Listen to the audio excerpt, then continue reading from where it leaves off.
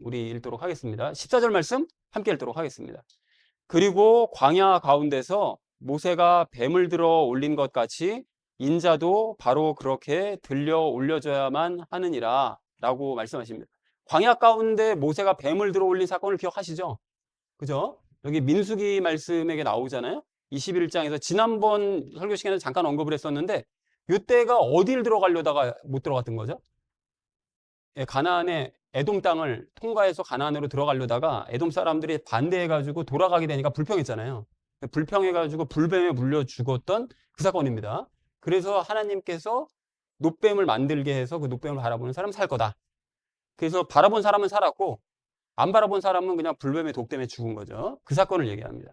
그렇게 놋뱀을 바라봤던 사람들이 살았던 것처럼 예수님께서 밑에 예언을 하시죠. 예수님이 십자가에 들려 올려주실 것을 예언하신 거죠.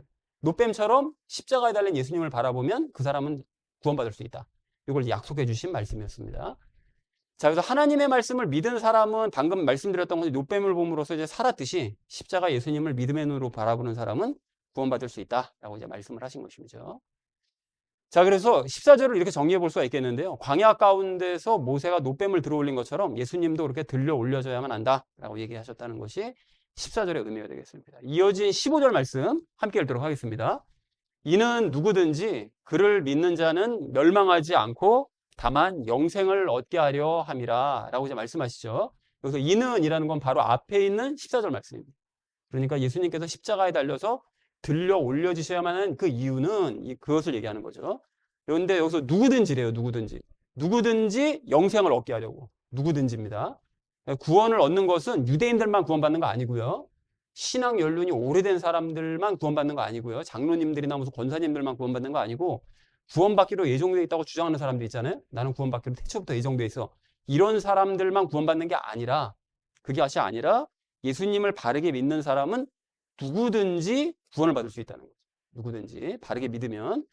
자, 그래서 그를 믿는 자는 멸망하지 않고 영생을 얻는데요. 그러니까 예수님을 바르게 믿는 사람은 절대로 멸망하지 않을 뿐더러 반드시 구원을 받고 영생을 얻을 수 있다 라고 약속의 말씀을 해주신 것이 15절의 의미가 되겠습니다. 자, 그래서 그렇게 되기 위해서 또 예수님께서는 십자가에 달려서 들려 올려줘야만 하셨던 거죠.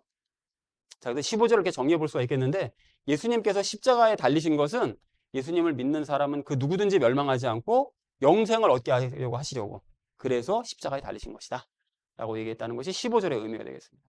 자, 이어진 16절 말씀 아주 유명한 구절이죠. 함께 읽도록 하겠습니다. 이는 하나님께서 세상을 이처럼 사랑하셨기 때문에 그분께서 자신의 독생자를 주셨으니 누구든지 그를 믿는 자는 멸망하지 않고 다만 영원한 생명을 얻게 하려 하심이라 라고 말씀하십니다. 아주 유명한 구절이죠. 하나님께서 세상을 이처럼 사랑하셨기 때문에 그러니까 하나님께서는 믿는 자들만 사랑하시는 것이 아니고 모든 사람을 기본적으로 다 사랑하십니다. 그런데 악인들은 원수처럼 여기신다는 구절도 있어요. 그러니까 악한 짓을 하면 원수처럼 여기시지만 기본적으로는 그 사람조차도 사랑하시는 게 맞습니다. 악한 짓을 할 때 그 돌이키시기 위해서 원수처럼 일단 생각을 하시는 거예요. 그래서 어쨌든 사랑을 하시는데 자신에게 독생자를 그래서 주셨대요. 그래서 독생자 예수님을 죽음에 내어주신 거죠. 세상을 구원하시려고 사람들을 구원하시려고 예수님을 죽음에 내어주신 거죠. 자, 그래서 하나님께서는 세상에 멸망받기를 바라는 분이 아니라 모두가 구원받기를 바라시는 분이십니다. 할 수만 있다면 다 구원받기를 바라세요. 다 제대로 믿고 다 구원받기를 바라시는 거죠. 그 근거 구절들이 오늘은 좀 시간이 없어서 제가 이거 구절들만 알려드리는데 베드로후서 3장 9절, 디모데전서 2장 3절 4절, 에스겔서 33장 11절을 보면 하나님께서는 모든 사람이 다 구원받기를 바라신다 라고 말씀하고 계십니다.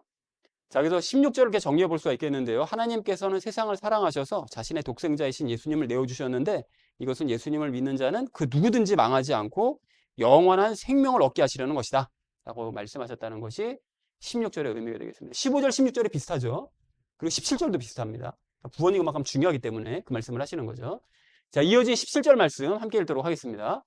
이는 하나님께서 세상을 정죄하시고자 자신의 아들을 세상 속으로 보내신 것이 아니기 때문이요 오히려 그를 통하여 세상이 구원받게 하려 하심이라 라고 말씀하시죠.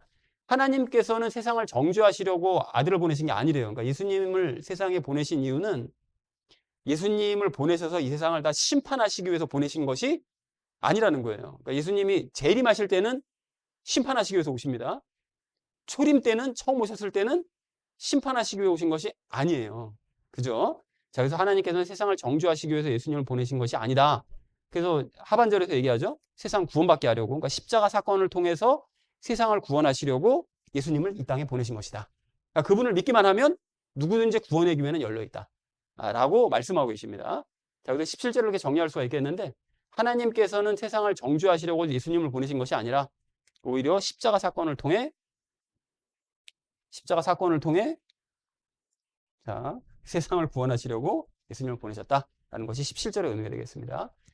마지막 18절 말씀 우리 함께 읽도록 하겠습니다. 그를 믿는 자는 정죄를 받지 아니하느니라. 그러나 그를 믿지 아니하는 자는 이미 정죄를 받은 것이라. 이는 그가 하나님의 독생자의 이름을 믿지 아니하였기 때문이라 라고 말씀하시죠.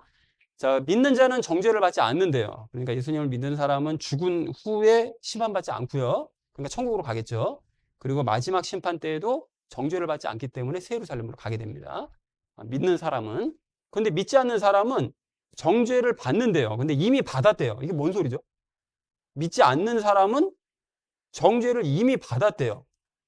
앞으로 받을 게 아니고 이미 받았다는 거예요. 왜 그러냐? 이게 우리의 영의 구조를 알면 답이 금방 나오는데, 잠시 후에도 이제 그림으로 말씀드리겠지만, 믿지 않는 사람은 영이 어떻게 되는 거죠? 그 상태가? 뭘로 둘러싸여 있습니까? 죄로 둘러싸여 있다고 그랬잖아요. 이미 정죄에 당하 있는 상태인 거죠. 죄가 있다는 것이 드러나 있는 겁니다. 믿지 않으면. 그래서 죄와 분리될 수 없기 때문에 정죄를 받는 상태가 그냥 지속이 된다는 거예요. 믿지 않았을 그때로부터 장차까지, 심판받는 바로 그 자리까지 그냥 죄와 분리되지 않은 상태로 정죄받는 상태가 그냥 계속 지속되는 이런 상태라는 뜻이죠. 그래서 18절을 이렇게 정리할 수가 있겠는데요. 예수님을 믿는 사람은 정죄를 받지 않는다. 그러나 하나님의 독생자이신 예수님을 믿지 않는 사람은 정죄를 받는 상태가 계속 이어진다, 지속이 된다 라고 얘기했다는 것이 18절의 의미가 되겠습니다. 자, 그래서 오늘 본문 말씀을 정리를 할 수가 있겠는데요. 광야 가운데서 모세가 놋뱀을 들어 올린 것처럼 예수님도 그렇게 들려 올려져야만 한다. 예수님께서 십자가에 들려 올려지셔야 하는 것은, 예수님을 믿는 사람은 그 누구든지 멸망하지 않고 영생을 얻게 하시기 위함이다. 그래서 이렇게 하나님께서는 세상을 사랑하셔서 자신의 독생자이신 예수님을 세상에게 이제 내어주셨는데, 이것은 예수님을 믿는 자는 그 누구든지 망하지 않고 영원한 생명을 얻게 하시려는 것이다. 그래서 하나님께서는 세상을 정죄하시려고 예수님을 보내신 것이 아니라 오히려 십자가 사건을 통해 세상을 구원하시려고 예수님을 보내주셨다. 그래서 예수님 믿는 사람은 정죄를 받지 않는다. 그러나 하나님의 독생자이신 예수님을 믿지 않는 사람은 정죄를 받는 상태가 그때로부터, 이 땅에서부터 장차까지 계속 이어지게 된다라고 얘기했다는 것이 오늘 본문의 의미가 되겠습니다. 그래서 앞부분에 계속 구원을 강조하시죠. 그리고 마지막에 믿지 않는 자는 이렇게 된다라고 이제 말씀하고 계십니다. 자, 그래서 지난주에 제가 천국과 새 예루살렘에 가려면 어떻게 된다고 그랬죠? 천국과 새 예루살렘에 가려면 예수님을 어떻게 해야 되고, 믿어야 되고, 바르게 믿어야 되고, 두 번째는 예수님을 어떻게 해야 된다고요? 닮아가야 되죠. 예수님을 닮아가야 된다. 이렇게 얘기를 했습니다. 자, 그래서 오늘은 이 두 가지 중에서 예수님을 바르게 믿는 1번에 대해서 우리가 이야기를 좀 더 구체적으로 나누려고 해요.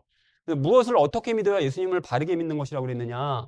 뭐라고 그랬죠? 예수님을 바르게 믿는 것은 계속 반복해서 얘기하잖아요. 예수님이 나의 무엇을 위해서 죽으시고요. 내 죄 때문에 예수님께서 죽어주시고요. 그걸 믿는 거죠. 그리고 나를 예수님 닮게 하시려고 부활하셔서 내 안에 들어와 계신다. 요 사실을 믿는 것이 바르게 믿는 겁니다. 근데 이거 닮는 거는 이거 다음 주에 얘기할 거고, 요 죄를 위해 죽어주셨다는 거. 그래서 오늘은 예수님께서 내 죄를 위해 죽어주셨음을 믿는 믿음에 대해서 이제 나누려고 합니다.